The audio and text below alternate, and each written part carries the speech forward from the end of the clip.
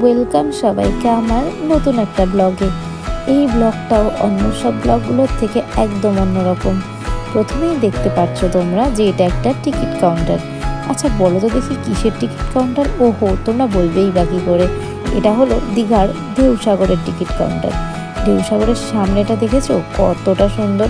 তো আগের বার গিয়ে আমার অন্য ফোনে ভিডিও করেছিলাম, সেটা তোমাদের খুব একটা ভালো লাগেনি, তার কারণ ক্যামেরা কোয়ালিটি একটু লো করা ছিল। আমি তো বুঝতে পারিনি, তাই এবারে এই ফোনটা দিয়ে করলাম। তোমাদেরকে যতটা সম্ভব ক্লিয়ার দেখানোর চেষ্টা করব। আর হ্যাঁ, তার সাথে সাথে এটাও দেখানোর ইচ্ছে ছিল যে ঢেউসাগর এখন কতটা উন্নত হয়েছে আর তার ফেসিলিটি এখন কতটা বড় হয়েছে। দেখতে পাচ্ছ আগে এই জলটাতে কিছু ছিল না, এখন এই জলে বোটিংয়ের সুবিধা রয়েছে, তার সাথে রয়েছে অনেকগুলো কিডসদের খেলার জিনিস। মানে একটা ছোটোখাটো আমি নিকো পার্কে পেলাম ওখানে গিয়ে, যেটা ছোট থেকে কলকাতাতে আমি একবারও যাইনি।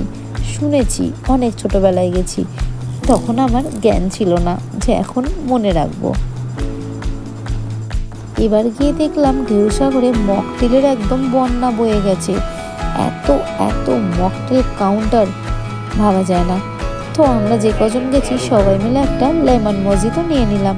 আর ট্রিটটা দিলেন স্যার, হ্যাঁ আমার হাজব্যান্ডের স্যার। শুনেছি ওনারা একসাথে রুম শেয়ার করেও থাকতেন। স্যারের সাথে এক রুম শেয়ার করে থাকার এক্সপিরিয়েন্সটা অসাধারণ। অনেক গল্প টল্প করার পর আমরা উঠে গেলাম। উঠে এবার যাচ্ছি ঢেউসাগরের মেন আকর্ষণের কাছে। চলো তাহলে তোমরাও।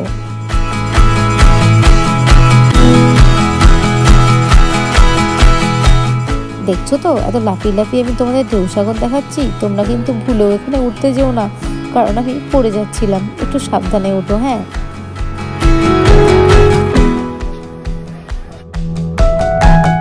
বলেছিলাম না কত কিছু বদলে গেছে। দেখো নতুন করে তৈরি হচ্ছে ভুটানের সেই ওই হ্যান্ডটার মতন, যার ওপর উঠলে ভুটানের শহরের অনেকটা খুব সুন্দর করে দেখা যাবে।